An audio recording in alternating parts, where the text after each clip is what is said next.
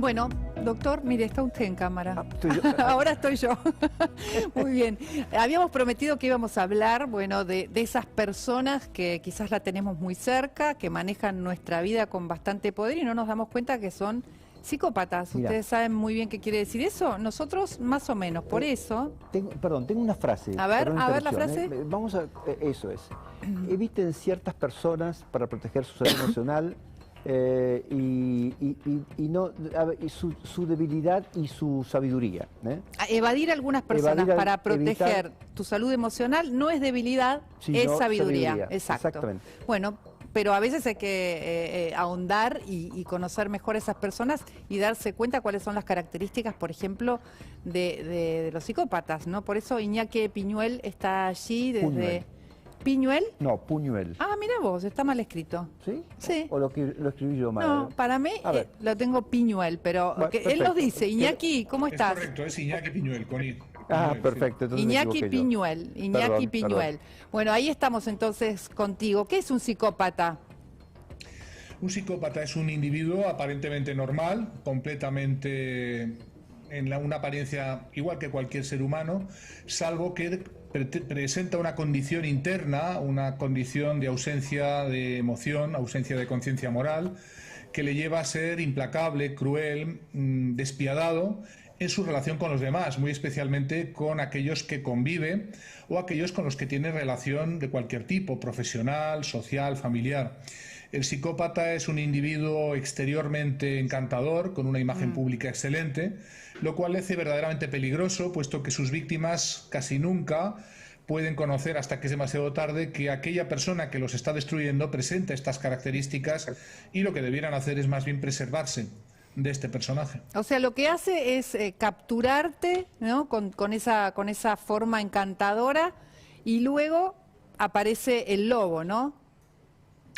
Los psicópatas encubren un tipo de personalidad que imagina, piensa, concibe a los demás como meros objetos, objetos de uso y de abuso, si el caso llega.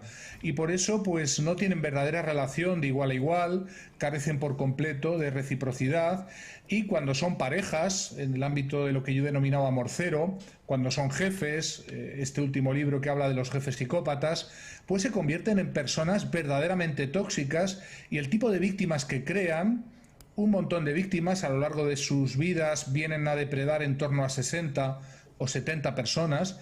Cuando alguien se convierte en sus víctimas, estamos, dentro de la psicología clínica, ante un tipo de víctimas casi incomparable, porque une al mismo tiempo una capacidad de seducción, de encantamiento, de trance hipnótico, diríamos, con digamos, una depredación y una destrucción de la resistencia psicológica sin igual. Iñaki, esto de las 60 personas con las cuales nos cruzamos en nuestra vida, que son psicópatas, tiene que ver con las 3.000 que usted describe con mucho detalle, las 3.000 personas que uno recuerda en el transcurso de toda su vida.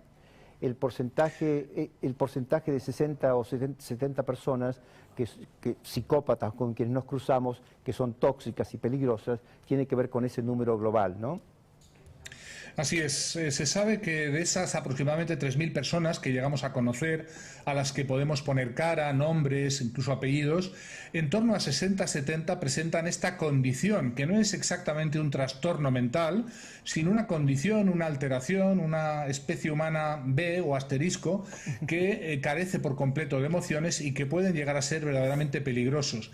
Generalmente las personas, y quizás también la audiencia argentina que está escuchando este programa, pueda creer que los psicópatas son esos criminales, asesinos en serie que nos presentan las películas, y lejos de esta realidad, lo verdadero es que el psicópata, digamos, promedio, el psicópata average, el psicópata de andar por casa, es un personaje integrado en nuestra sociedad, es un personaje que rara vez va a cometer alguno de esos crímenes violentos, pero que a cambio sí deja un reguero de víctimas importantes a lo largo de su vida. Y esto es importante, detectar estas características a tiempo puede ser cuestión de vida o muerte para las que van a convertirse irremediablemente sus víctimas. Iñaki, se da con mucha más frecuencia en la política la aparición de estos psicópatas integrados que en otras profesiones. En la política o eventualmente en los CEOs de grandes compañías o los ejecutivos de grandes compañías. ¿Por qué la política en particular? Bueno, la razón es que los psicópatas están muy motivados, diríamos es su único verdadero motivador, su ambición es el poder. Y obviamente van a intentar siempre acceder a los lugares, los entornos, los nichos ecológicos que mayor poder y más rápidamente les puedan proporcionar. Este ámbito del poder obviamente significa que la política es el gran atractor de psicópatas y que es mayormente donde solemos encontrar la mayoría de psicópatas integrados, no solo, también en grandes empresas, también en la cúpula de todo tipo de organizaciones, incluidas las organizaciones no gubernamentales, sindicatos e incluso organizaciones religiosas, porque las organizaciones ofrecen una perspectiva incomparable a un psicópata para ir medrando, alcanzando las cotas cada vez más altas de poder, desde las cuales utilizar, usar y abusar de los demás. Por ejemplo, Iñaki, el psicópata, un psicópata, por ejemplo, que esté en el poder en un país, ¿contamina con esa maldad a toda la sociedad? Claro, sabemos que ese proceso que consiguen los psicópatas, denominado socialización en el mal, produce luego efectos que estamos hartos de ver en los titulares periodísticos, la corrupción, el desvío de poder, los abusos, porque los psicópatas obviamente al llegar a ese poder se rodean de una camarilla de fieles, de incondicionales, a los que generalmente también van psicopatizando, van transformando paulatinamente en individuos semejantes a ellos, y desde ahí pues pueden hacia abajo en la cúpula, en esa pirámide organizacional, van psicopatizando, socializando en el mal a todo el resto. Y esta transformación es muy paulatina, pero es muy segura. El psicópata que alcanza el poder va transformando por círculos concéntricos todo su entorno, a todos sus colaboradores, poco a poco, o bien comprándolos o bien eliminándolos, pero también transformándolos porque van siendo obligados a entrar en esa esfera de corrupción, de desvío de poder, de abusos, a través de los cuales una persona normal va perdiendo la conciencia moral, va anestesiando su conciencia y va convirtiéndose en uno más. Iñaki, ahí se conforma una especie de binomio, ¿no? Víctima-victimario, o no sé, sadomasoquista, psicópata y subalterno. ¿Cómo se rompe esa historia? Bueno, hay un porcentaje muy exiguo pero real de personas que son resistentes a la actuación de los psicópatas y los detectan y les hacen frente. Pero la mayoría de la población va a someterse, va a caer en esa red de seducción, en ese trance hipnótico. Yo lo denomino así porque es un verdadero trance hipnótico.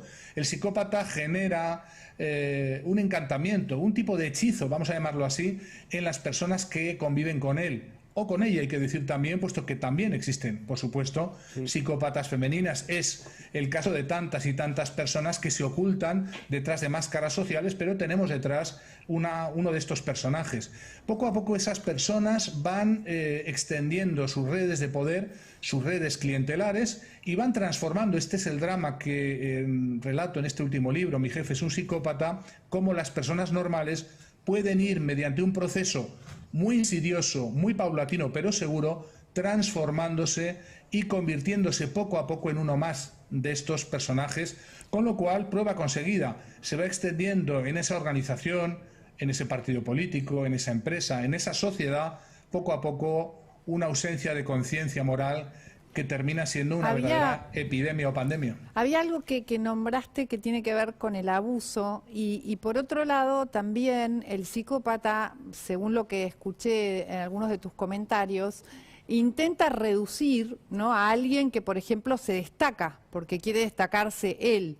Y el abuso puede ser una forma para reducir, por ejemplo, un hombre a alguna mujer en una corporación, una mujer que se destaca, una mujer que tiene poder, que tiene más presencia y él quiere de alguna forma, bueno, correrla del lugar. ¿El abuso puede ser una manera?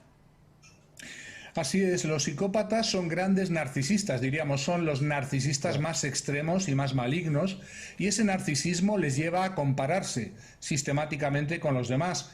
cuando encuentran a alguien que brilla con luz propia, algún subordinado, un compañero, que presenta un rendimiento extraordinario, una competencia laboral estupenda, algo que es fuera de serie, en lugar de hacerlo mejor o animarse a emularlo, lo que suelen hacer es intentar eliminar la fuente de ese malestar que significa ese compañero, ese subordinado más brillante.